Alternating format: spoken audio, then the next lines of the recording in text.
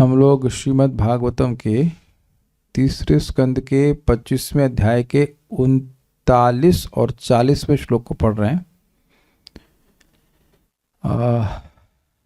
देखिए, अभी तक भगवान कपिल देव ने पूछा यह गया था कि आप में कैसी भक्ति उचित है। पहले मूल प्रश्न समझ लीजिएगा, माता देवहूति का था।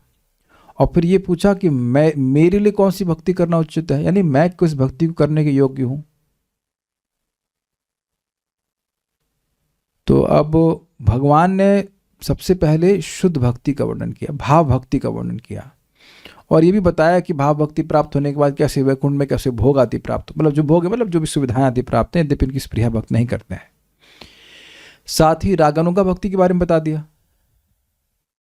तो आप लोग कौन सी भक्ति कर रहे हैं इस समय? भाव भक्ति, रागानुगा भक्ति? तो साधना भक्ति के बारे में बताना पड़ेगा कि नहीं पड़ेगा? ऐसा तो आप नहीं कह सकते हो कि इस समय अब भक्ति के अलावा कोई मन में स्पृहा ही नहीं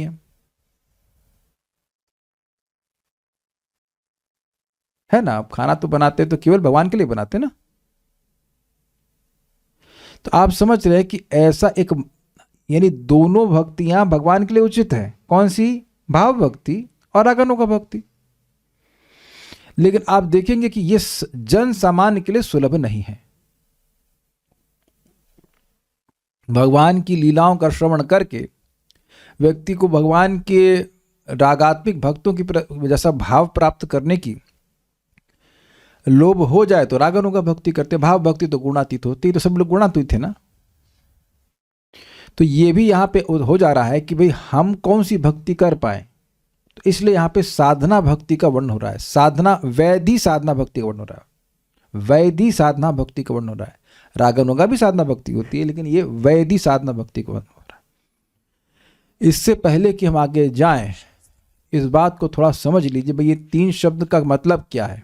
हम कल सुबह भी समझाएंगे, आज अगर भगवान ने चाहा तो अभी तो थोड़ा समझ लीजिए इस बात को। साधना भक्ति में व्यक्ति अपनी इंद्रियों से कार्य करता है। जैसे आप लोग अपने कान से सुन रहे हैं, दूसरे के उधार लेकर नहीं। आपकी जो इंद्रियां उससे संपादित करी जाएगी। कृति साध्या भवेत साध्या, कृति साध्या भवेत क्या श्लोक है? कृति, यह 1.2.2 भक्ति स्वामी सिंधु का। कृति साध्या भवेत साध्य भावासा साधनाभिधा नित्य सिद्धस्य भावस्य प्राकट्यम हृदय साध्यता। तो उसको साधन भक्ति कहते हैं जो अपनी इंद्रियों से की जाती है, पहली बात ये। और उसका लक्ष्य भाव भक्ति होता है कि मैं आज यहाँ जाप कर रहा हूँ, भगवान की भागवत सुनना, जो कुछ करना, उससे एक दिन भगवान के प्रति मेरा भाव जागृत हो जाए। और वो भाव कैसा है? वो भाव नित्य सिद्ध भाव है। ऐसा नहीं है कि वो आपको इंपोर्ट करना पड़ेगा। खाली भगवान की भक्ति करने से वह प्रकट हो जाता है। विधि विधानों का पालन करता है और वो प्रकट हो जाता है, या साधना करता है तो वह प्रकट हो जाता है। विधि विधान की बात नहीं करूंगा मैं। तो ये है साधना भक्ति, जिसके द्वारा, जिस साधना का आश्रय करके अपनी इंद्रियों से संपादित करके व्यक्ति भाव भक्ति को प्राप्त करे, उसको साधना भक्ति कहते हैं। यानी साधना भक्ति तो बहुत तरह से हो सकती है, लेकिन उस साधना भक्ति को साधना भक्ति तभी कहेंगे जब उसका लक्ष्य भाव भक्ति और अपनी इंद्रियों से संपादित की जाए। एक बात। अब यहां बात आ रही है वैधि साधना भक्ति की। मतलब जब व्यक्ति को यत्र रागा नवाप तत्वात् प्रवृत्तिरुपजायते शासने नैव शास्त्रस्य सा वैधि भक्तिर्मुच्यते। यहाँ कहीं नहीं मिलेगा आपको, मैं बोल रहा हूँ 1.2.6 भक्ति स्वामी सिंधु। जब व्यक्ति को भगवान में राग नहीं प्राप्त है तो उस राग की प्राप्त हुए बिना व्यक्ति की प्रवृत्ति हो रही है भगवान में, लेकिन केवल शास्त्र की आज्ञा से। शास्त्र कह रहा है कि अगर अभय चाहते हो तो भगवान के बारे में, भगवान हरि के बारे में सुनना चाहिए, बोलना चाहिए और स्मरण करना चाहिए। तो क्या लक्ष्य? भाई अभय मिल जाए, भगवान के जो रागात्मिक भक्त हैं, ब्रजवासी हैं, उनका भाव मिल जाए, इस लोभ से नहीं। ये जगत बड़ा दुख का घर है, इस जगत संसार से निवृत्ति हो जाए, हमें अभय की प्राप्ति हो जाए। तो भगवान में राग नहीं है, लेकिन शास्त्र के शासन से ही जो भक्ति की जाती है उसको कहते हैं वैधि साधना भक्ति। और जो रागात्मिक भक्तों के भाव को प्राप्त करने के लोभ से की जाती होती है रागानुगा साधना भक्ति, उसके बारे में भगवान बोल चुके हैं। अब यहाँ बोल रहे हैं उस भक्ति के बारे में, उस साधना भक्ति के बारे में जो कि वैधि साधना भक्ति है। मतलब ये एक इसका पॉइंट ये है कि अपनी इंद्रियों से संपादित की जाएगी एक, और दूसरा है कि इसका लक्ष्य भाव भक्ति होगा, और तीसरा है कि शास्त्र के शासन से ही होगा। तो इसलिए वैधि साधना भक्ति के बारे में यहाँ बात हो रही है। तो मेरे पीछे बोलिए, ऐसा व्यक्ति जो वैधि साधना में लगा रहता है उसको भी भगवान मृत्यु के पार लगा देते हैं, उसकी नैया पार कर देते हैं। क्या कहते हैं वो, पार करेंगे नैया रे मोरे कृष्ण कन्हैया बोलते हैं। तो कृष्ण कन्हैया नैया पार कर देते हैं उन लोगों के लिए जो वैधि साधना भक्ति में भी लगे रहते हैं। तो मेरे पीछे बोलिए, इमं लोकम तथैवामं आत्मानम उभयायिनम। इमं लोकम तथैवामं आत्मानम उभयायिनम। आत्मानम अनुये चेह ये रायः पशवो गृहा। आत्मानम अनुये चेह ये रायः पशवो गृहा। विसृज्य सर्वान् अन्यांश्च मामेवं विश्वतो मुखम्। विसृज्य सर्वान् अन्यांश्च मामेवं विश्वतो मुखम्। भजन्त्यनन्यया भक्त्या तान् मृत्योरतिपारये। भजन्त्यनन्यया भक्त्या तान् मृत्योरतिपारये। इमं लोकं तथैवामं आत्मानं उभयायिनम्। इमं लोकं तथैवामं आत्मानं उभयायिनम्। आत्मानं अनुये चेह ये रायः पशवो गृहा। आत्मानं अनुये चेह ये रायः पशवो गृहा। विसृज्य सर्वान् अन्यांश्च मामेवं विश्वतो मुखम्। विसृज्य सर्वान् अन्यांश्च मामेवं विश्वतो मुखम्। भजन्त्यनन्यया भक्त्या तान् मृत्योरतिपारये। भजन्त्यनन्यया भक्त्या तान् मृत्योरतिपारये। इमं लोकं तथैवामं आत्मानम् उभयायिनम्। इमं लोकं तथैवामं आत्मानं उभयायिनम्। आत्मानम् अनुये चेह ये रायः पशवो गृहा। आत्मानं अनुये चेह ये रायः पशवो गृहा। राहुल राजप्रभु कार चलाइए, श्लोक मत चलाइए। श्लोक चलाएंगे दिक्कत हो जाएगी। आप श्लोक की तरफ मत देखिए, आप सुनिए, आप सुनिए, आपके सुनने के लिए आप गाड़ी चलाइए, कोई दिक्कत नहीं। इमं लोकम तथैवामं आत्मा, ये भी हो सकता है भागवत में कोई सोच सकता है,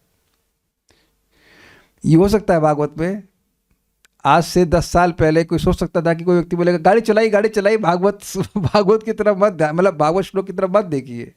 इस सारी क्लास तो क्लास में होती थी ना, कोई सोच सकता था कि ऐसे ऑनलाइन भी क्लास हो सकता है कि लोग कार चलाते चलाते भागवत सुने, आपका हर व्यक्ति का घर जो हो बलराम हॉल बन जाए। क्या तो भगवान ने सिद्धि हम लोग को दे दी है, अद्भुत। जैसे इनकंसीवेबल, आपको ये नॉर्मल लग रहा है लेकिन इनकंसीवेबल है, ये कोई सोच नहीं सकता ऐसा करने के लिए। जो लोग बाहर हैं वो बाहर हैं, और जो लोग अंदर है सो अंदर हैं। इमं लोकम तथैवामं आत्मानं उभयायिनम्। इमं लोकं तथैवामं आत्मानं उभयायिनम्। आत्मानं अनुये चेह ये रायः पशवो गृहा। आत्मानं अनुये चेह ये रायः पशवो गृहा। विसृज्य सर्वान् अन्यांश्च मामेवं विश्वतो मुखम्। विसृज्य सर्वान् अन्यांश्च मामेवं विश्वतो मुखम्। भजन्त्यनन्यया भक्त्या तान् मृत्योरतिपारये। भजन्त्यनन्यया भक्त्या तान् मृत्योरतिपारये। इमं लोकं तथैवामं आत्मानं उभयायिनम्। इमं लोकं तथैवामं आत्मानं उभयायिनम्। आत्मानं अनुये चेह ये रायः पशवो गृहा। आत्मानं अनुये चेह ये रायः पशवो गृहा। विसृज्य सर्वान् अन्यांश्च मामेवं विश्वतो मुखम्। विसृज्य सर्वान् अन्यांश्च मामेव विश्वतो मुखम्। भजन्त्यनन्यया भक्त्या तान् मृत्योरतिपारये। भजन्त्यनन्यया भक्त्या तान् मृत्योरतिपारये।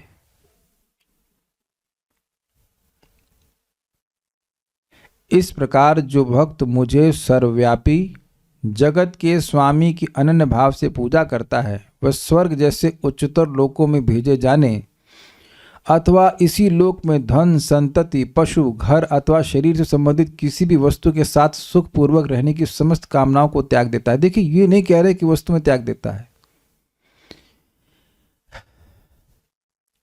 ये सोचना कि भाई ऐसा तो है नहीं कि जो भी भक्ति कर रहे हैं वो सब धन को यमुना में जाके फेंक देते हैं, या बच्चों को एकदम छोड़ दे रहे हैं, या घर में कोई पशु हो तो उसको फेंक दे रहे हैं, घर ही त्याग दे रहे हैं। ऐसा नहीं है, अगर ऐसी बात कही जाएगी तो भक्ति बड़ी इम्प्रैक्टिकल हो जाएगी। बात ये है कि लोग इन उपाधियों, इन चीज़ों को प्राप्त करके ये सोचते हैं कि मैं सुखी हो जाऊंगा। तो जो भक्त है वो उस बात को समझता है कि केवल इन चीज़ों में सुख नहीं है, बल्कि इन चीज़ों में सुख है ही नहीं एक्चुअली। पशु हो, घर हो, शरीर हो, अरे जब शरीर ही दुख दे रहा है तो अन्य चीज़ें कैसे सुखी दे सकते हैं? Is it okay? तो ये चीज़ें मेरे सुख का साधन नहीं है। इसको सिंपल वे में कहूँ तो परम पूज्य राधा रमण महाराज बड़ा सुंदर बात कहे। एक ब्रह्मचारी ने महाराज से पूछा कि अगर किसी ब्रह्मचारी में, हो सकता है उनमें हो रही हो, किसी और में हो रही, हमको नहीं पता, शादी करने की इच्छा हो जाए तो क्या करना चाहिए? तो महाराज पब्लिक में बड़ा सुंदर बात बोले। बाकी तो मुझे बात याद नहीं कि वो क्या बोले, लेकिन एक बहुत अच्छी बात बोले, गृहस्थी में भी सुख भक्ति का ही है, नॉट भी है। तो लोग सोचते हैं कि गृहस्थी में सुख हो जाए, खाने पीने को मिलेगा। एक ब्रह्मचारी हमको बोले, अरे आपकी तो पत्नी है, आपको खाने को मिल जाता है बढ़िया से, ये फलाना ढिमकाना इत्यादि इत्यादि। तो कभी कभी लोग मिल जाता है, ऐसी बात है कि नहीं मिलता है, लेकिन पॉइंट ये है कि लोग सोचते जरूर है ये, और ये जनरल टेंडेंसी है। अब परसेंटेज तो नहीं मान सकते, पता है, लेकिन 99% लोग की मतलब कंसेप्शन ये है कि पहले गृहस्थी के काम कर लें फिर भक्ति करेंगे। भाई तो गृहस्थी के काम को प्राथमिकता क्यों दी जा रही है? क्या कारण है? तो लोग शायद ये सोच रहे हैं कि हम इन कार्यों को करके सुखी हो जाएंगे। अभी हमारे बेटे की नौकरी नहीं लगी, हमें ये नहीं हुआ, ऐसा नहीं हुआ, ऐसा कुछ ना कुछ वो एक बहाना करते रहते हैं। ये ज्यादा देखा जाता है कि नहीं? कोई विरोध तो नहीं है, आप ये ज्यादा देख रहे हैं ना। बहुत गृहस्थों की तादाद ज्यादा है जगत में, तो भक्ति ज्यादा होनी चाहिए कि नहीं? अगर ये सिद्धांत सही है, सही तो है, लेकिन मैं बोल रहा हूं अगर ये सिद्धांत सही है कि गृहस्थी में भी सुख भक्ति का ही है, तब तो भक्ति का प्रचार बहुत हो जाना चाहिए, क्योंकि प्राय तो सब गृहस्थ हैं। यानी गृहस्थी में सुख गृहस्थी का नहीं है। पहले तो ये समझ लीजिए, जिस भी संबंध में कृष्ण केंद्र में नहीं, वहां सुख नहीं है। प्रमाण, भोक्ताराम यज्ञ तपसाम सर्वलोक महेश्वरम सुहृदम सर्वभूतानाम ज्ञात्वा माम शांति पृच्छति। तो सभी यज्ञों का अर्थात सभी कर्मों के भोक्ता भगवान है, भगवान श्री कृष्ण कह रहे हैं। वो व्यक्ति शांति को प्राप्त करता है, वो इस बात को समझता है, तो सभी कर्म भगवान की प्रसन्नता के लिए होगा, और नहीं तो नहीं शांति आ सकती। तो पॉइंट क्या है कि ऐसा नहीं कि सबको छोड़ के भजन किया जा रहा है और वही व्यक्ति मृत्यु को पार करेगा, ऐसा नहीं है बात। भाई चैतन्य महाप्रभु से पूछा था एक व्यक्ति ने कि हमको विषय वासना बहुत सता रही है, क्या मैं आपको इसमें छोड़कर आपके संग चला चलूं? महाप्रभु संन्यास लिए हुए थे। तो कहते ऐसी बात कबू ना कही बा, कहते ऐसी बात कभी मत कहना, यहीं रहो, अपने घर स्थान पर रहो और भगवान के बारे में बोलो। और यही महाप्रभु ने सभी को बोला था मैसेज देने के लिए नित्यानंद प्रभु को कि बोलो कृष्णा, भजो कृष्णा, करो कृष्ण शिक्षा। तीन चीजें अपने स्थान पर रहकर, स्थाने स्थितः सृष्टिगताम, अपने स्थान पर रहकर भगवान की बात को सुनना चाहिए भक्तों के मुख से। तो पॉइंट क्या है? बहुत सिंपल है, सुख बुद्धि का त्याग। क्या आप सब समझ पा रहे हैं इस फ्रेज को?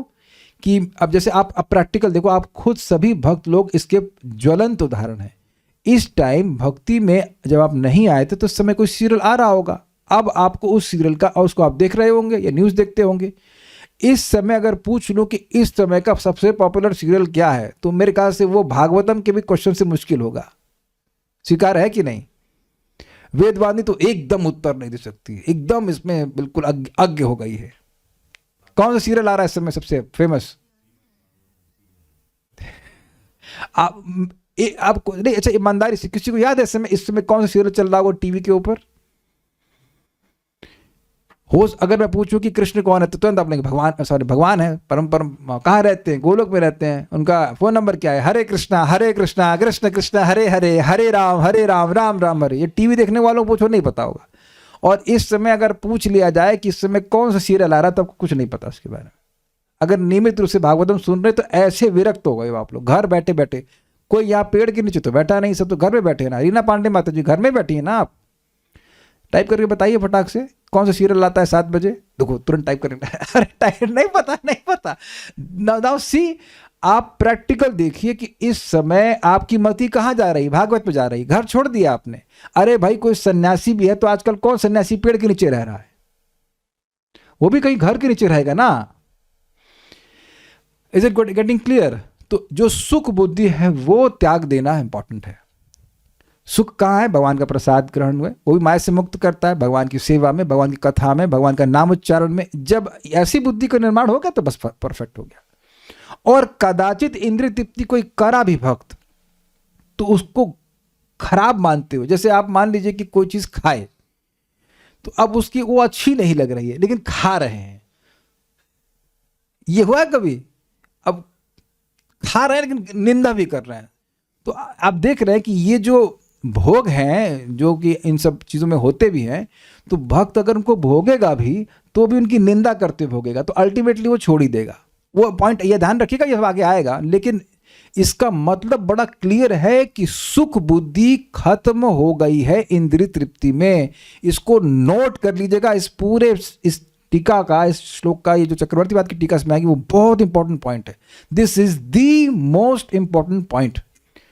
जो शुद्ध भक्ति करना चाहता है, मैं वैदिक साधना की बात कर रहा हूं, उसके मन में एक निंदा की भावना होनी चाहिए कि ये भोग अच्छे बिल्कुल नहीं है, भगवान की भक्ति अच्छी है, उसकी ये बुद्धि का निर्माण हो गया है। और सबकी आपका हो गया, नहीं तो आप आते ही क्यों यहाँ पर?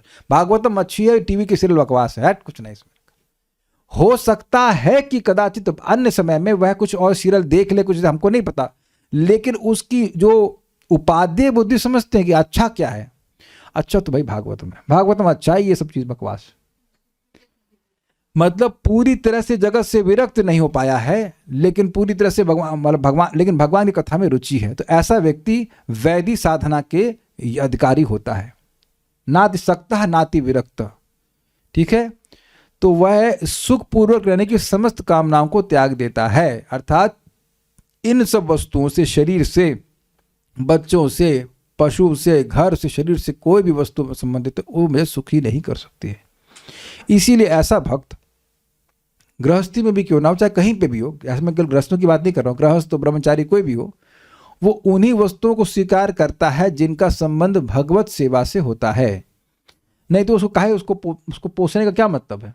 और मान लीजिए बच्चे हैं, माता पिता हैं, जो कुछ भी हैं, तो वह भी समझे कि इनका संबंध भगवान से। मान लो अब डिवोटी नहीं भी हैं तो ठीक है, नहीं डिवोटी तो कोई बात नहीं, भगवान के अंश तो है, प्रसाद तो खिला ही सकते हैं ना, जब करें कोई बात नहीं, प्रसाद तो सब खाते हैं कि नहीं, लाइक दैट। एटलीस्ट इतनी बुद्धि से बाहर, इतनी बुद्धि का निर्माण हो जाना चाहिए कि मटीरियल चीज़ों से मैं सुखी नहीं हो सकता। कुछ लोगों को ये कुछ रियलाइजेशन हो रहा है, लाइक बटन दबाइए, सब लोग बड़ा दबा देना, I will be very encouraged. एक तो वाह वाह बरस रहे हैं, वाह वाह आशीर्वाद बरस रहा है, जय हो, very good, you are all. तो ये सी देखिए, अब ये आप लोग को लग रहा होगा हम बहुत बड़ी बात कर रहे हैं, लेकिन बहुत बड़ी बात नहीं है। अब जो व्यक्ति जल्दी सो जाए, सुबह उठ रहा है, तो उसका कुछ अनुभव भी है ना कि भाई सुबह उठ के हम जब जप करते हैं तो बड़ी संतुष्टि का अनुभव होता है। तो जिस भक्त के मन में ये 9 बजे उठने का संकल्प ही खत्म हो गया, तो वो क्या अभी भी भौतिक सुख बुद्धि से युक्त है? मेरा प्रश्न समझ में आया आपको?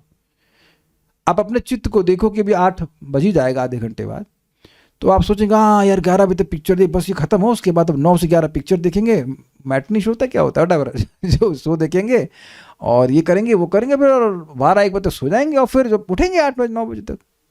मान लीजिए पति को 10 बजे जॉब पे जाना है तो 1 घंटा लगता है खाना बनाने में, 8:30 बजे तक उठेंगे और 9 बजे, है ना दीक्षा माता जी?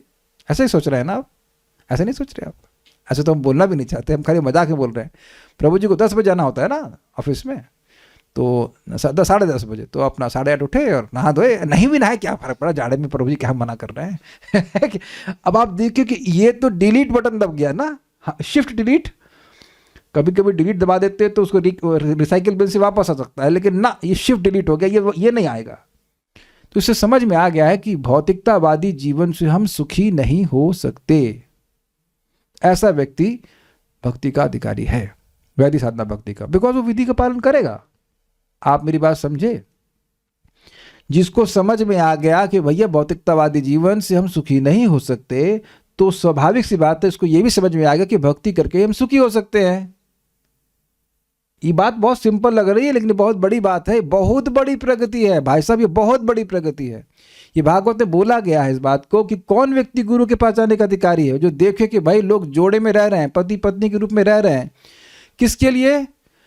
सुख प्राप्त हो जाए और दुख की हत्या हो जाए। लेकिन दुख कम नहीं हो रहा है और सुख की प्राप्ति नहीं हो रही। जिसको ये दिख जाए तस्मात् गुरुम प्रपद्येत, और जैसी स्थिति यहाँ है ऐसे ही स्वर्ग में है। इस प्रकार से यहाँ की और स्वर्ग दोनों की इच्छा को त्याग देगा, जो कि इस श्लोक का टॉपिक है। समझे बात?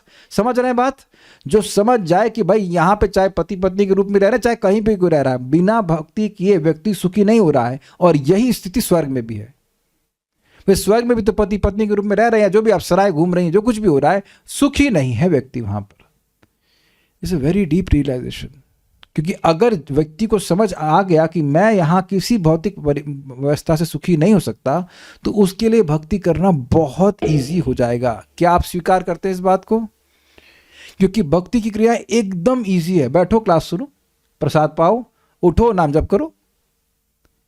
इसलिए जो कोई भी मुझे कभी भी कहा कि मेरे लिए सुबह उठना मुश्किल है, मतलब मेरे नहीं, मतलब उस व्यक्ति के लिए, या किसी तरह से कह रहा है कि भक्ति में कोई भी क्रिया मुश्किल है, तो उसको अभी रियलाइजेशन नहीं है कि इस जगत में सुख है ही नहीं। ऑल्दो नहीं है तो वो भी नाम जप करे, भागवत सोनेगा तो धीरे धीरे समझ में आ जाएगा, और नहीं तो भगवान थोड़ा दुख भी दे देंगे उसको तो समझ में आ जाएगा। एक्चुअली बात यह है कि दुख से समझ में आता नहीं लोगों को। लोग जड़ हैं, भक्ति कर रहे हैं तो समझ में आता है। दुख तो लोग भोग ही रहे हैं, कहाँ नहीं। लोग कहीं पे बम गिर रहे हैं, कुछ कर रहे हैं, नहीं हम यहीं मरेंगे। हाँ तो वहीं मरोगे। तो क्या कर सकते हैं? अक्ल ही नहीं है, एकदम डम्बो रहते। तो ऐसे सारी कामनाओं को त्याग कर जो अनन्य भाव से भगवान का भजन करता है, तो भगवान कहते हैं मैं उसे जन्म और मृत्यु के सागर के उस पार ले जाता। उस पार बोले तो वैकुंठ।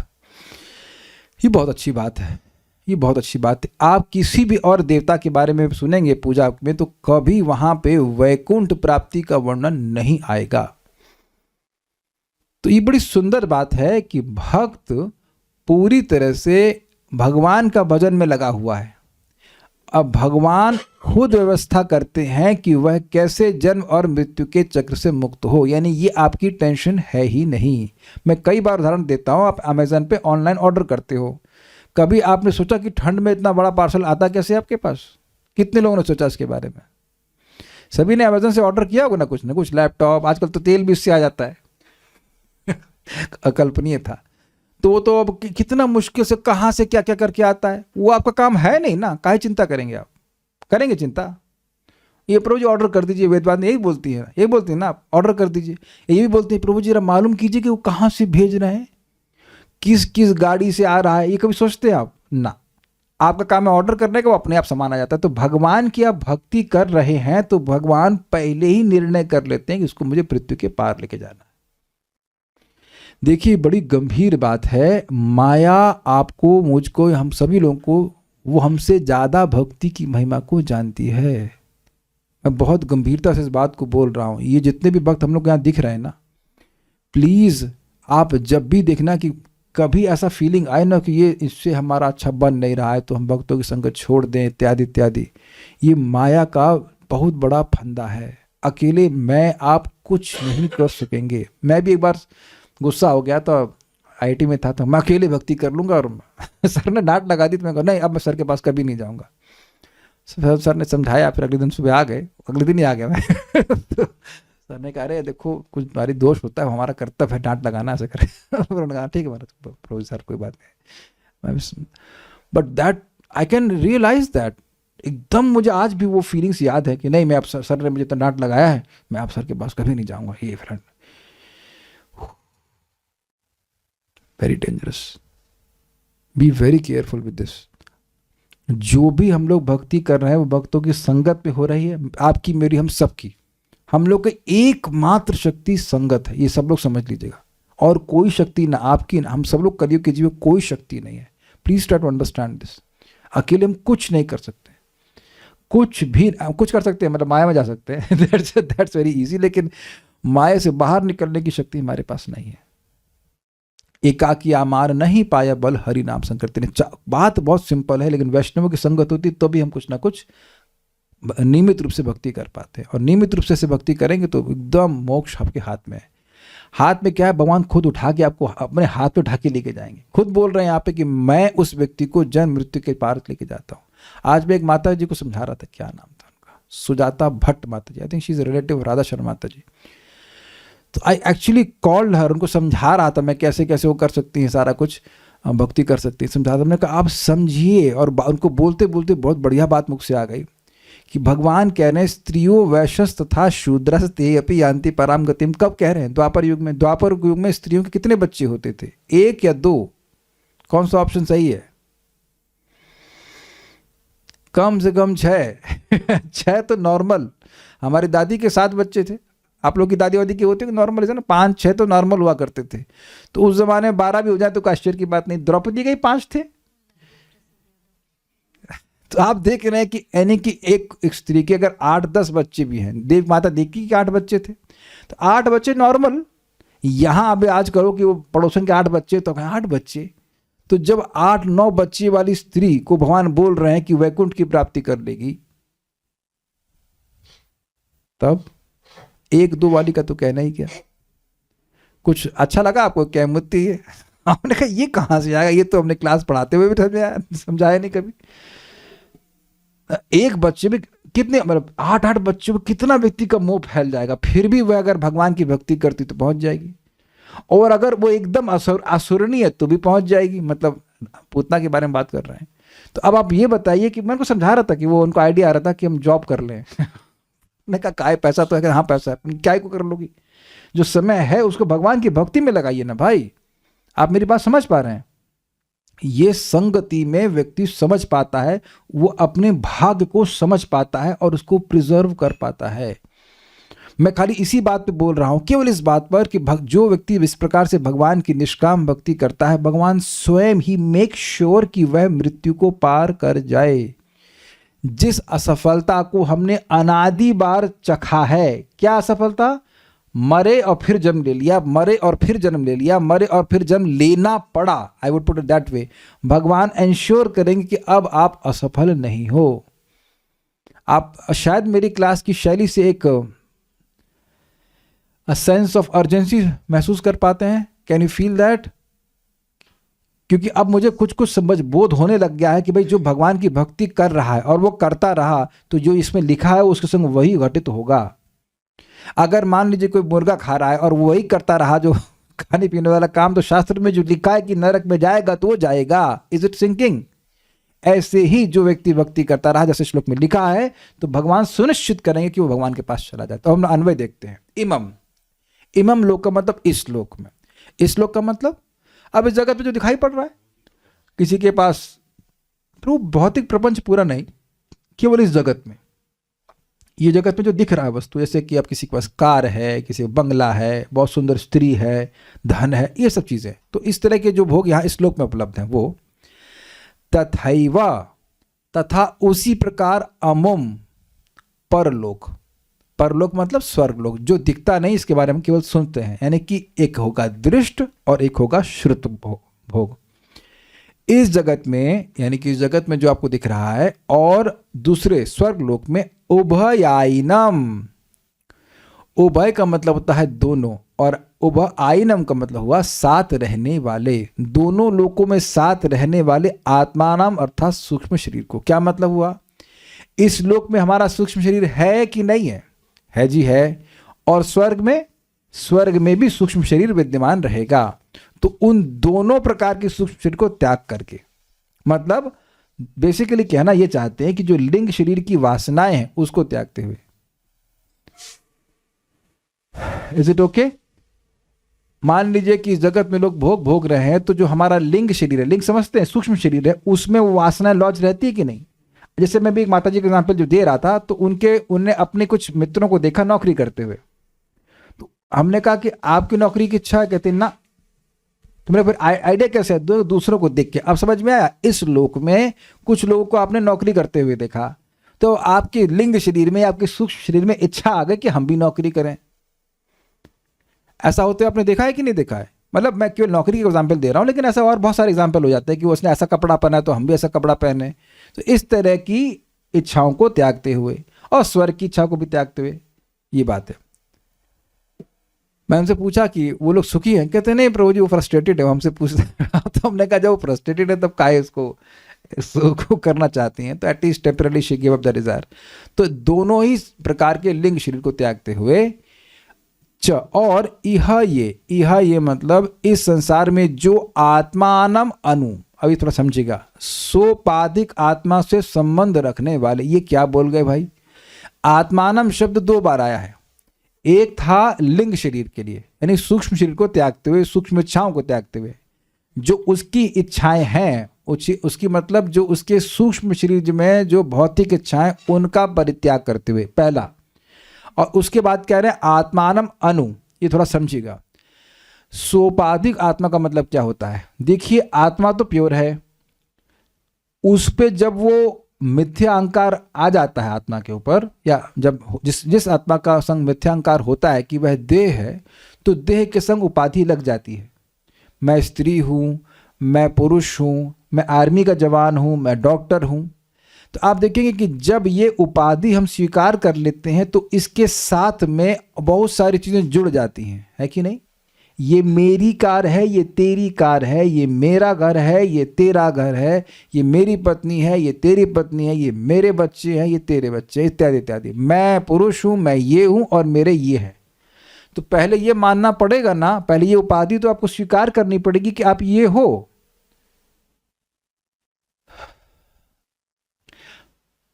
श्यामली माता जी, मान लीजिए कि आप नर्स होती, तो सुबह उठ के क्या करती हैं आप पहली बात ही स्वीकार करती कि मैं नर्स हूं, नहा धोकर के पहुंच जाती हैं अस्पताल में, लोगों को इंजेक्शन मारना शुरू करती हैं, क्योंकि आप नर्स हैं। तो इंजेक्शन का संबंध तो पहले इस बात से हुआ ना कि आप नर्स हैं। क्यों आशुतोष प्रभु, समझ रहे हैं?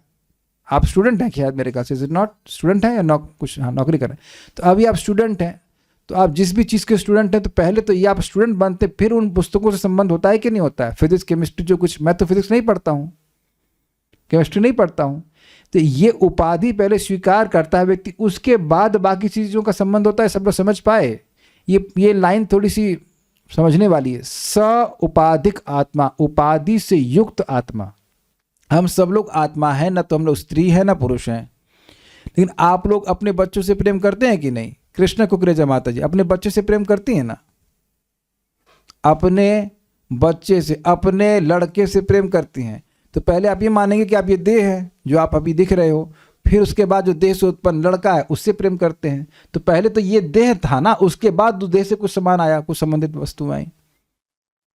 क्या सब लोग समझ पा रहे हैं? ये पॉइंट को समझना होगा। हम तो खाली अन्वय पढ़ा पाएंगे आज, लेकिन ये थोड़ा सा टेक्निकल पॉइंट जो समझना होगा। किसी को भी समझ में आ रहा है या मैं ऐसे ही बोले जा रहा हूं? कानुप्रिया माता जी को समझ में आया? हाँ। मोक्ष माता जी समझ में आ रहा है कुछ? सौपाधिक, ओके गुड। आप इसको एक और एग्जाम्पल से समझ सकते हो। जैसे अभी आप लोग जग रहे हैं, तो जब आप सो जाएंगे तो भूल जाते हैं कि आप जागृत जीवन में क्या है ना? और सपने में एक और शरीर जो होता है, स्वाप्निक शरीर, उसे पहचान कर लेते हैं और फिर वहां संबंध जोड़ लेते हैं कि नहीं? जो आपका मित्र है यहाँ पर, कभी कभी सपना आया कि जो जागृत जीवन में मित्र है वो एकदम विरुद्ध चल रहा है स्वप्न में आपके। तो ये हुआ क्या? पहले आपने एक उपाधि ग्रहण करी स्वप्निक शरीर वाली, उसके बाद हुआ ना ये सब कुछ। अच्छा, फिर आप जब जग गए तो अपने इस भौतिक शरीर से जो स्थूल देह है उससे पहचान करने लगे, उसके बाद संबंध जोड़ने लगे, ये मेरी पत्नी है, ये मेरा बच्चा है, मेरा घर है, इत्यादि इत्यादि इत्यादि। तो जीवात्मा जो उपाधि से युक्त है उसे कहेंगे सोपाधिक आत्मा। उससे अनु अर्थात संबंध रखने वाले, उसके बाद पहली उपाधि जो जीवात्मा के एकदम निकट है, उसके बाद जो वस्तुएं हैं ये, यानी जो रायः अर्थात धन या संपत्ति, पशु मतलब पशु, आजकल कुत्ता होता है, वैसे तो पहले गाय रहती थी, गाय घोड़ा रहता था, उससे लोग बड़े आसक्त रहते थे। गृह मतलब घर इत्यादि, सर्वांच इन सबको, और अन्यान दूसरों को, और जो अन्य वस्तुएं हैं जिनका नाम नहीं रखा जा रहा है, केवल व्यक्ति का इन्हीं से संबंध नहीं होता है। कभी कभी लोगों को अपने गांव से बहुत प्रसिद्धि मिलती, सम्मान मिलता, उसमें बड़े आसक्त होते हैं। Is it not? एक व्यक्ति हैं, वो बड़ा स्पष्ट बोलते हैं, आपकी कोई आइडेंटिटी नहीं है, आपकी आइडेंटिटी आपका देश है। अब आत्मा की आइडेंटिटी देश हो सकता है, आत्मा तो शाश्वत है। और बांग्लादेश बांग्लादेश की सृष्टि तो 1971 में हुई। एक भक्त रोहिणी नंदन प्रभु ऑस्ट्रेलिया में थे, तो बता रहे थे बड़ा विनोदपूर्ण बात। टैक्सी ड्राइवर था, वो थोड़े वृद्ध होगा, तो उसको बड़ा अहंकार था कि मैं बांग्लादेश से हूँ, आई एम बांग्लादेशी। तो बोले कि तुम ये बताओ कि 71 से तो पहले 1971 के पहले तो आप वेस्ट पाकिस्तानी थे उसके बाद आप बांग्लादेशी हो गए, तब हो कौन? अब बेचारा कंफ्यूज। इवन पाकिस्तानी जो भारत से लड़ रहे हैं उनसे पूछो कि 1947 से पहले आप क्या थे, भारतीय थे कि नहीं थे? अब जब ये उपाधि स्वीकार कर ली कि मैं पाकिस्तानी, तो उसके बाद भारतीय दुश्मन हुए कि नहीं? क्या आप समझ पा रहे हैं बारी बात को? हम लोग कुछ किए नहीं है, लेकिन ना वहां की जनता को भी हम लोग कुछ डिस्टर्ब नहीं किया। आपने किसी पाकिस्तान में मिसाइल मारी है क्या? नहीं, कुछ नहीं किया। Is it not? क्योंकि वो एक उपाधि स्वीकार कर लेते कि हम पाकिस्तानी हैं, इसलिए भारतीय हमारे दुश्मन है। ये पूरी दुनिया में चल रहा है, बड़ा खतरनाक है सब चीजें। वो भी सो जाते हैं तो उनको याद नहीं रहता कि भारत क्या है, भारतीय कौन है, लेकिन अब जगने के बाद फिर वही बवाल करना शुरू है कि नहीं? तो ये भी हो जाता है भाई, अपना घर है, पशु है और धन संपत्ति, उसके बाद भी तो विस्तार होता है। भारतीय, मैं भारतीय हूं, या फिर मैं क्या गुप्ता हूं, पांडे हूं, मेरा एक समाज है, अग्रवाल समाज है, इत्यादि। ये सब है ना, ये सब बाद में आता है ना। इन सब बातों को त्याग कर मैं ये सब कुछ नहीं हूं, मैं कृष्ण का अंश हूं, ये बात। अनन्या, अनन्या मतलब अनन्य भक्तिया, भक्ति के द्वारा जो विश्वतोमुखम। अब देखिए इससे स्पष्ट हो रहा है ये जो विशेषण है क्या है, विश्वतोमुख, सर्वत्र व्यापक, हरि। यहां पर स्वाभाविक सी बात है कि रागानुगा भक्ति की बात बिल्कुल नहीं हो रही है। रागानुगा भक्ति में व्यक्ति भगवान को इस प्रकार से सर्वत्र व्यापक विष्णु स्वरूप में आराधना नहीं करता है। Is it okay? ये विश्वतो मुखम से ही भगवान के ऐश्वर्य का बोध हो रहा है, जो हर जगह है। विश्वता मुख मतलब, विश्वतो मुख मतलब जिनका मुख हर जगह है। ये बहुत बढ़िया बात है। वैसे ऐसा नहीं है कि भगवान केवल मंदिर में है। मैंने नहीं कहा कि मंदिर में नहीं है, मैं ये कह रहा हूं, मैं क्या कह रहा हूं, भागवत बोल रही है कि आपके सामने भगवान हर जगह है। आप भगवान की फोटो अपने सामने रखते हैं तो वहां भी भगवान उसको ग्रहण करने वाले हैं। जैसे पोस्ट ऑफिस में तो पोस्ट ऑफिस है, लेकिन जो पोस्ट ऑफिस का डब्बा है, लाल लाल डब्बे, वो भी तो पोस्ट ऑफिस का एक्सटेंशन है कि नहीं? वहां भी तो आप लेटर डालते तो पहुंच जाता है कि नहीं पहुंच जाता? सब ऐसे देख रहे हैं, बहुत कठिन एग्जाम्पल दे रहा हूँ। हाँ, मैं मानता हूँ कि आजकल ईमेल का जमाना है, तो आपने लेटर नहीं पोस्ट किया होगा। अभी लास्ट टाइम किसी ने लेटर पोस्ट किया है सुमित प्रो को छोड़कर, वो तो पोस्ट ऑफिस में ही काम करते हैं। लेकिन मेरे ख्याल से काम कम हो गया होगा। अगर सोचिए ईमेल नहीं होता तो कितना काम होता आप लोगों का। कोरियर वोरियर यूज कर लेते हैं, कुछ सामान भेजना हो तो एक अलग बात है, अन्यथा तो मैं लगता है चिट्ठी भेजने के लिए किसी ने नहीं किया होगा। हो सकता है आपका वो ऑफर लेटर आया हो नौकरी का, दैट मच ओनली। आजकल वो भी शायद ऑनलाइन आ जाता है प्रॉब्लम। तो खैर हम बात ये कर रहे हैं कि विश्वतो मुखम का मतलब भगवान हर जगह हैं, अर्थात जहां पे भी आप हो वहां से आप भगवान आपके लिए एक्सेसिबल है। मैं ये रिपीट कर रहा हूं, again again I am repeating this point. Vaibhav pro का हिसार में रहते हैं ना आप, भगवान हिसार में रहते कि आप ही हिसार में रहते हो? भगवान हिसार में रहते हैं कि आप भी हिसार में रहते हो? समझ नहीं पा रहे। भगवान हिसार में रहते हैं ना, गायब क्यों जा रहे बार बार? हाँ, आप है ना, आप हिसार में रहते हैं कि भगवान भी हिसार में रहते हैं? आपके घर में भी रहते हैं ना। और अगर आपको घर में ना दिखे तो एक फोटो रख लीजिए बस। जैसे हवा हर जगह है और हवा में पानी भी हर जगह है। आप लोग के घर में जो हवा है उसमें पानी है कि नहीं? लेकिन पानी तो हवा से नहीं पीते हैं, आप पानी ग्लास से पीते हैं। तो भगवान विश्वतमुख हैं, अर्थात भगवान सर्वत्र है, विष्णु स्वरूप में हर जगह है। तो ऐसे भगवान की उपासना वो करता है। माम भजंती, मेरा भजन करते हैं। मेरा भजन तो पहले भी आ रहा था, लेकिन वहां क्या था? गुरु है, सुहृद है, प्रिय है, ऐसे शब्द आए थे। रागनु का भक्ति के बारे में बात थी। लेकिन यहां कह रहे विश्वतो मुखम माम भजंती, सर्वत्र व्यापक मेरा भजन करते हैं, अर्थात भगवान के ऐश्वर्य का बोध हो रहा है यहां पर। तो तान मृत्यु अति पारी, मैं उन्हें मृत्यु के भय से पार ले जाता हूं या मृत्यु सागर से पार ले जाता हूं। इसका मतलब यह है कि यद्यपि वह मृत्यु से पार जाने के लिए भजन नहीं करते हैं, ये बात बिल्कुल क्लियर समझ लीजिए। वैदिक साधना भक्ति को या साधना भक्ति को साधना भक्ति तभी कहते हैं जब उसका लक्ष्य भाव भक्ति होता है, न कि मृत्यु के पार जाना। मोक्ष उसका लक्ष्य नहीं होता है। थोड़ा दे दीजिए। साधना भक्ति का लक्ष्य मोक्ष नहीं होता है। साधु संग भी मोक्ष से श्रेष्ठ होता है। थोड़ा समझ लीजिएगा, जो कि साधना भक्ति का सेकंड स्टेज होता है। तुल्यामा लवे नापि ना स्वर्गम ना पुनर्भवम भगवत संग संगस्य मर्त्या नाम की मुताशिष। तो ये सब बातें हम लोग चर्चा कर चुके हैं कि भगवान का जो भक्ति है उसमें साधु संग भी, जो कि भक्ति का द्वितीय सोपान है, वह भी मोक्ष से श्रेष्ठ होता है। तो खैर उसकी बात अभी हम नहीं कर रहे, लेकिन इतनी बात है कि मोक्ष प्राप्त करने के लिए भक्त का ध्यान नहीं रहता है कि मैं मृत्यु के पार चला जाऊं। तब कहेंगे इस्कॉन वाले प्रीचिंग क्यों करते हैं? हाँ जी करते हैं, क्योंकि वही बात मेरे को समझ में आती है। बहुत जगह इसे वर्णन है कि भगवान के नाम से अनंत जन्म के पाप कट जाते हैं, व्यक्ति को मोक्ष मिल जाता है, ईयाय मुक्ति इत्यादि। वह बहिर्मुख लोगों को जिनको यही समझ में आता है कि पाप नष्ट होने चाहिए, या यही समझ में आता है कि मोक्ष मिले, इसलिए ऐसा बोला जाता है। Is it okay?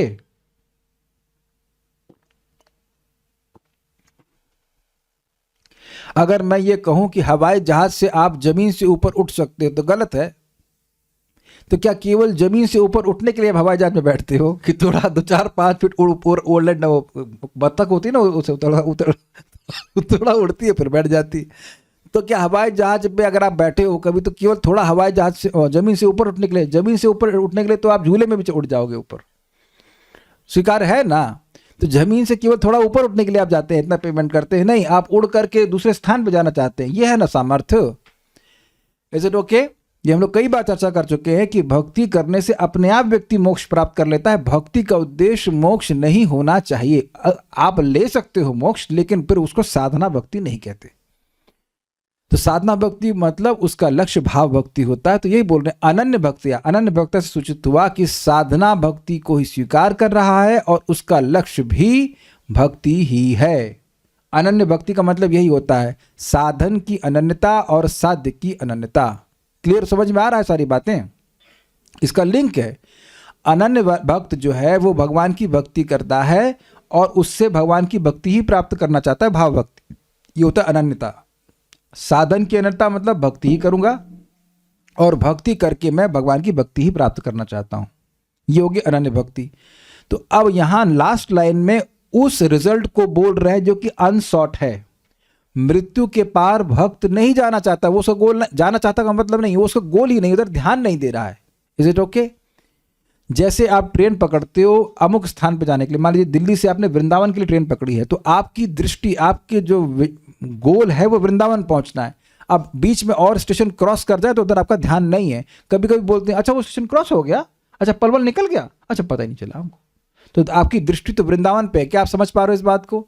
अगर आप बस में भी बैठते हैं तो कभी कभी आंख लग जाती है, लेकिन आपका टाइमर लगा रहता है कि भैया वृंदावन पहुंचेगी इतने बजे, उतने बजे में उठा देना। उससे पहले अगर बस हमारे क्या कहते हैं वो स्टेशन निकल जाए, हमें कोई फर्क नहीं पड़ता, हमें कोई फर्क नहीं पड़ता। तो पॉइंट क्या है कि जो अनन्य भाव से भगवान की भक्ति करता है उसको भगवान स्वयं सुनिश्चित करते हैं कि मृत्यु के पार हो जाए। आई थिंक ये बात श्लोक का धारणा हो गई होगी, बाकी बातें हम लोग कल पढ़ेंगे।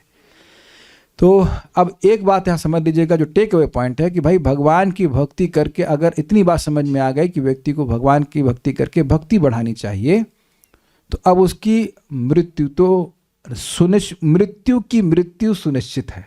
भगवान उसकी मृत्यु को मार देंगे। एक बार श्लोक को देख लेते हैं। इमम लोकम, इस लोक में, तथैव अमम, उसी प्रकार से दूसरे लोक में, आत्मानम उभयायनम, जो लिंग शरीर जीवात्मा के साथ रहता उसको विसर्ज्य, उसको नीचे वाले से लीजिएगा, विसर्ज्य मतलब त्याग करके। फिर कह रहे हैं आत्मानम अनुये चेह ये रायः पशवो कर गृहा, जो सोपाधिक आत्मा है। देखिए दो आत्मानम शब्द है, अलग अलग अर्थ वाले हैं। तो जो सोपाधिक आत्मा है, जो अपनी पहचान देह से कर रही, उसके उसके संबंधित जो यह इस जगत में राय अर्थात धन है, पशु हैं और गृह मतलब घर आदि संपत्ति है, सर्वान अन्यश्च, और जितनी भी अन्य वस्तु सभी को त्याग कर, उन सभी की आसक्ति को त्याग कर, घर में तो रहता ही है इंसान। मामेवम विश्वतोमुखम, जो विश्वतोमुख मतलब सर्वव्यापक मैं हूँ, मेरा ही भजन करता और किसी का नहीं। कैसे? भजन्ति अनन्या भक्त्या, एक्चुअली एक वचन नहीं बहुवचन में, ऐसे भक्त जो मेरा अनन्य भक्ति से भजन करते हैं, तान मृत्यु और अति पार है, उन सभी को मैं मृत्यु के पार ले जाता हूँ। एक बात बड़ा सुंदर एंगल आ गया। देखिए अभी तक मैं एक वचन में बोल रहा था। मान लीजिए कि अब हम आज से यहाँ 142 लोग हैं, हम सब लोग अनन्य भक्ति करने लग जाएं तो भगवान को कोई दिक्कत नहीं है सभी को मृत्यु के पार ले जाने के लिए। क्या समझे बात? ये इंपॉर्टेंट है, ये इंपॉर्टेंट है। मान लीजिए कोई लड़का है, चलिए छोड़िए, लड़के वाले एग्जाम्पल छोड़ दीजिए, कोई व्यक्ति है, कोई डॉक्टर है, तो उसकी शरण में एक आदमी आया, सही कर देगा, 2 3 4, एक लिमिट है ना, क्योंकि उसके इससे अधिक पेशेंट हम ट्रीटमेंट नहीं कर सकते हैं, इससे अधिक लोग को हम शरण नहीं दे सकते हैं। या ये लोग नौकरी, हाँ चलो तुम ले लो नौकरी, ये लोग तुम मेरी नौकरी, कितने लोगों को नौकरी देंगे आप? क्या दुनिया के सारे लोग आ जाएंगे तो सभी को नौकरी दे देंगे आप? तो अब देखेंगे ऐसा सामर्थ्य सबका नहीं है। स्वर्ग भी कोई बिरला व्यक्ति ही जा पाता है, तो स्वर्ग में भी आश्रय सबको नहीं मिल रहा है। समझ रहे हैं बात? लेकिन अगर, एक थ्योरेटिकल बात है, लेकिन अगर कोई ऐसा कर दे व्यवस्था कि जगत के सारे लोग अनन्य भक्ति करने लग जाएं तो भगवान सभी को मृत्यु के पार कर सकते हैं। बड़ी इंपॉर्टेंट बात है, क्योंकि अगर देवताओं की पूजा कर रहा है तो सारे देवता मिल करके भी एक व्यक्ति को मृत्यु के पार नहीं लेके जा सकते हैं। बल्कि ये मेरे शब्द नहीं, सुनने में तो बड़े अजीब से लगेंगे, लेकिन देवताओं ने खुद कहा है कि अगर कोई मृत्यु के पार जाना चाहता है और हम खुद बोल रहे हैं, हम देवताओं का आश्रय लेता है, तो उसका ये स्थिति है कि कुत्ते की पूंछ पकड़ के सागर को क्रॉस करना चाहे। और कोई व्यक्ति अपराध नहीं लेगा, क्योंकि हम अपनी बात नहीं कह रहे हैं। आप छठे स्कंद में देखेंगे देवता स्वयं कह रहे हैं, किसी देवता का आश्रय लेकर के, भगवान को छोड़ के किसी देवता का आश्रय लेकर कोई व्यक्ति मृत्यु के पार नहीं जा सकता, क्योंकि देवता स्वयं मृत्यु के पार ले जाने का सामर्थ्य नहीं रखते, खुद भी वो पार नहीं हो सकते। अगर वो भगवान की भक्ति कर रहे तब तो पार हो जाएंगे, नहीं तो नहीं कर सकते। यह सबको समझ में आ रहा है बात? इसलिए बड़ा इंटरेस्टिंग है, आप भक्ति कीजिए। अगर अपने माता पिता को या अपने संबंधित लोगों को इन्फ्लुएंस कर सके तो कुछ तो भक्ति करने के लिए प्रेरित कीजिए। 1 माला 2 माला जितना वो कर सके, बहुत अच्छी बात है। जितना उनको समझ में आ रहा है, देखिए हर व्यक्ति उतनी ही भक्ति करेगा जितनी उसकी बुद्धि में भक्ति की महिमा समझ में आई है। Is it okay? आप उसके लिए फोर्स नहीं कर सकते हो, आप बताइए, जितना वो स्वीकार करेंगे उतना वो करेंगे। तो आपका कर्तव्य यह है कि आप समझ लो कि जितने लोगों को आप चाहो भगवान के पास भेज सकते हो, मतलब उनकी भक्ति करने के लिए, फिर भगवान सबको पार कर देंगे। और एक बात आप और भी समझ लो, यहाँ जितने भी उपस्थित भक्त हैं, आप लोग कल उम्मीद है कि सुबह उठ के जब करेंगे ही, तो बस इतनी सी बात व्यक्ति को ध्यान रखनी है कि मैं जब इसलिए कर रहा हूँ ताकि मेरी भक्ति बढ़ जाए। अब ये बताइए कि इसमें कौन बड़ी मुश्किल बात है, कौन बड़ी आपको लैंग्वेज समझने की जरूरत है? बहुत कॉम्प्लिकेटेड बात बोल रहा हूँ? सिंपल ना, मैं हरे कृष्ण मंत्र जप कर रहा हूँ ताकि मेरी भक्ति बढ़ जाए। सिंपल, कुछ भौतिक मत मांगिए। वैसे तो भौतिक मांगेंगे तब भी मुक्त हो जाएंगे, लेकिन एक सिंपल बात है, जब यहाँ समझने वाली बात तो समझ लेना चाहिए ना उस बात को। काहे मांगना चाहिए भौतिक? जब भौतिक खाना पीना है ना की व्यवस्थावान कर रहे हैं तो क्या दिक्कत है? जब कुछ लोग भौतिक नहीं मांग रहे हैं, उनको मृत्यु के पार कर दे रहे हैं भगवान, तो इस जगत में आपकी व्यवस्था नहीं बना के चलेंगे। एक बात और समझ लीजिए कि भगवान ये आरोप नहीं लेंगे अपने ऊपर कि भगवान जी आपने खाने को नहीं दिया इसलिए भजन नहीं किया। ऐसा हो नहीं सकता है, समझे मेरी बात? ऐसा जिंदगी में कभी नहीं होगा कि हम भगवान जी आपने खाने के लिए नहीं दिया इसलिए हम जो है जप नहीं कर पाए। किसी को खाने की कोई दिक्कत आ रही है? I don't think so. वैभव प्रभु कुछ आ रहा है दिक्कत? अभी तो आप कमाई नहीं कर रहे, कैसे पालन हो रहा है आपका? तो आप देखेंगे कि ये आरोप आप जिंदगी में नहीं लगा सकते। भगवान चींटी को कण भर और हाथी को मन भर दे रहा है। 40 केजीज। और चींटी कितनी खाती है, कितना खाती है, आप जरा सर्च कर लीजिएगा। कभी सोचे हैं आप कभी चींटी के बारे में सोचे हैं? आप ना सोचिए, लेकिन भगवान चींटी से लेकर हाथी के बारे में सबके बारे में सोच रहे हैं, कोई भूखा नहीं जा रहा। तो दिस इज वेरी इंपॉर्टेंट। मैं खाली ये बोलना चाहता हूँ, भक्ति करके भक्ति बढ़ाने की इच्छा रखनी चाहिए। That is best, and automatically मृत्यु से पार हो जाएंगे आप ऑटोमेटिकली। मैं फिर रिपीट करूंगा, सारे देवता मर जाएं लेकिन आपको मरने से नहीं बचा सकते। मर जाए मतलब खूब प्रयास कर ले, नहीं कर सकते। और भगवान ऐसे ही ले लो भाई, ले लो, कोई दिक्कत नहीं। अपने से ले लो नहीं, अपने से उठाकर मृत्यु के पार लेके जाएंगे। ये भगवान का संकल्प है भाई, वो टूट नहीं सकता। इसलिए जो भी व्यक्ति भक्ति करता रहा उसमें कोई संदेह नहीं है कि वो वैकुंठ की प्राप्ति करेगा। कैसे करेगा? भगवान की व्यवस्था से, चाहे वो अनपढ़ हो चाहे कुछ हो। भाई मेरी बात तो सबको समझ में आ रही ना, इतनी बात तो सबको समझ में आ रही कि भक्ति करेंगे, भक्ति प्राप्त करने के लिए तो अपने आप मृत्यु से पार हो जाएंगे। Will stop now. कोई प्रश्न है? 7 माताजी को रोज 1 माला जप और भगवद गीता श्लोक उच्चारण करना और भगवद गीता भागवतम क्लास पढ़ा रही हूँ गूगल मीट पर। बहुत अच्छी बात है, वेरी गुड, वेरी गुड। जो क्या भक्त जॉब अर्निंग के लिए अपने स्वधर्म के अकॉर्डिंग कोई व्यवसाय कृष्ण भावनामृत में करता है तो उसे उसमें भी सुख मिलता है या फिर सिर्फ चैंटिंग हीलिंग में ही सुख मिलता है? कह रहे हैं कि अगर कोई व्यक्ति अपने स्वधर्म के अनुसार कार्य करता है, कोई बिजनेस करता है, कुछ कार्य करता है तो उसमें भी सुख मिलता है। अब देखिए, मेरा तो भगवान की कृपा से ऐसा स्वधर्म है जो भगवत संबंधी ही है। हमारा तो काम ही है भगवान के बारे में बात करना, और भक्त लोग कुछ डोनेशन दे देते उससे हमारा चल जा रहा है, तो हमें तो बहुत मज़ा आ रहा है अगर हमारी बात करें। लेकिन कुछ लोगों को अब अगर बिजनेस करना पड़ रहा है और नौकरी करनी पड़ रही है, उससे वो सुखी हैं तो हाथ खड़ा कीजिएगा। जो लोग नौकरी कर रहे हैं, हम नहीं कह रहे छोड़ो, ये नहीं कर रहे हैं, लेकिन नौकरी कर रहे हैं, अपने स्वधर्म का पालन कर रहे हैं, तो वो जो लोग सुखी हो तो कोई तो हाथ खड़ा कर दो भाई। वैभव प्रभु का डाउट क्लियर हो जाएगा। कोई सुखी नहीं है। अरे मैं कुछ डांट थोड़ा रहा, मैं तो पूछ रहा हूँ ऐसे। मनोज सौदिया प्रभु, ये कौन प्रभु जी हैं? हम आपको कभी मिले नहीं, आप नौकरी करके सुखी हैं? अच्छा, पता नहीं मेरा प्रश्न भी सुनेगा नहीं सुने, आपका वीडियो ऑन नहीं तो हम जानते नहीं आप कौन है। I am not, don't recognize you, but maybe एक व्यक्ति मिल गया तो आप देख लें कि इतने सारे लोग में एक व्यक्ति सुखी है। पता नहीं आप कितने माला जप करते हैं और कितनी कथा सुनते हैं, तभी बोल रहे हैं कि आप नौकरी करके सुखी है। नहीं तो नौकरी करके कोई सुखी नहीं, हमने भी नौकरी की हुई है। अभी कार्य करने का अलग बात है, लेकिन उसको सुख होना अलग बात है। सुख मतलब शांति। तो नौकरी करके आपको शांति मिल रही है मनोज प्रभु? तो I don't think so, not I don't think so, it is not happening. वो तो धन आदि के लिए करना पड़ता है। अच्युत शर्मा माता जी, अगर जितना पैसा मिल रहा है फ्री में दे दिया जाए तब भी नौकरी करेंगे आप? ना, ईमानदार हो, अच्छी बात है ना। कौन करेगा भाई? मान लो 40,000 मिल रहा है, मुझे पता नहीं आपकी सैलरी कितनी, बट मान लो 40,000 मिल रहा है, ऐसे दे दे कोई आपको, तो कौन करेगा यार? कौन नहीं करेगा? कोई नहीं करेगा। चैंटिंग करेंगे, घूमेंगे वृंदावन, डोलेंगे Vrindavan. Is it not so? Shruti मरस्तों की बात जी भी कह रही, नहीं नहीं करेंगे। तो मजबूरी में आदमी करता है, मजबूरी में करता है, किसको अच्छा लगता है। और एक मैं एग्जाम्पल देता हूँ। जैसे मनोज सिसोदिया प्रभु पता नहीं किस लिए हाथ खड़ा किया। अगर मैं मान लूँ कह रहे हैं कि नौकरी करके सुख मिलता है, तो ऐसा करिए बिना सैलरी की करिए। या चलिए सैलरी जितनी मिल रही करिए 8 घंटे, लेकिन एक्स्ट्रा 4 घंटा फ्री में करिए। हम यहाँ केवल इसलिए तो नहीं पढ़ा रहे ना कि अब पैसा मिलेगा इससे कुछ। कुछ वक्त ऐसे भी हैं ना जिन्होंने मुझे कोई डोनेशन नहीं दिया है। ताने सुना सोनी माता जी, आपसे डोनेशन मांगा मैंने? कुछ नहीं मांगा ना, तो क्लास में नहीं आने देता ना आपको। तो आप देखिए कि जिसके पास है और देना चाहता है वो दे देता है, बाकी लोग अपना टाइम देते हो। सबसे बड़ा डोनेशन तो वही है ना भाई। Is it make sense to the devotees? एक वक्त बोल रहे anxiety anxiety and only anxiety. सही बात है। तो मनोज प्रभु पता नहीं किस लिए हाथ खड़ा किए। पैसे तो आ रहे हैं पर सुख नहीं है मेरे। हाँ, is not happy, you can not be happy by this things. Job करना पड़ता है फॉर लिविंग, कोई सुखी नहीं। वेरी गुड, तो आप लोगों ने मुझे समर्थन दे दिया, नहीं हो सकते सुखी। जॉब से आने के बाद सुख मिलता है प्रभु जी, क्योंकि कथा और भक्त संग मिलता है। Yes, it's a fact. और कुछ भी नहीं कर रहे हो, निठल्ले बैठे हो, तब भी सुख नहीं मिलेगा। कुछ नहीं करने के लिए तब भी बोर हो जाओगे। इसलिए भगवान की भक्ति करके सुखी मिलता है। इसलिए आपको कंक्लूजन ये कि ऐसी नौकरी करी जो एटलीस्ट आपकी 9 to 5 प्रभात बोले, बस उससे अधिक मत करो। कम से कम शाम को कथा और सुबह का जप ये हो जाए।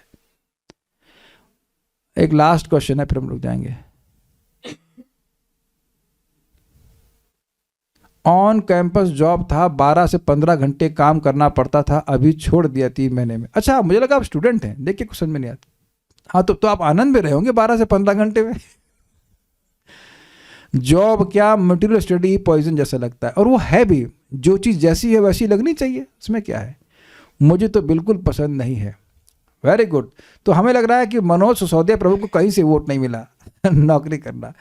और हम तो राधा रमन प्रभु को इतना बोल रहे थे, भाई हमको नाम में अभी तक हाथ खड़ा किए हुए। अब आप क्या प्रश्न करने के लिए हाथ खड़ा किए हुए कि कोसो नौकरी करके हमको नहीं पता कि हमको कोई कह दे कि नाम में रुचि दे देंगे आपको, और वाकई दे दे, धोखेबाजी ना करे तो हम तो चरण धोकर पी लेंगे। हमें कोई दिक्कत नहीं, क्योंकि थोड़ा थोड़ा नाम में जब मजा आ जाता है, थोड़ा थोड़ा, तब तो मन खुश हो जाता है इतना, एकदम चक। Is it not? और अगर बढ़िया वाला मिल जाए, आय हाय कितना मजा है, कितना मजा है। Is it not? The living entity can not be happy by anything material. बात तो ये है। तो जो हाथ खड़ा किए थे वो अज्ञान में हाथ खड़ा किए, तुमको पता ही नहीं कि हाथ क्यों खड़ा किए हुए। ठीक है, will stop here. Hare Krishna. Srila Prabhupada की जय। निताई गौर प्रेमानंदे। Will discuss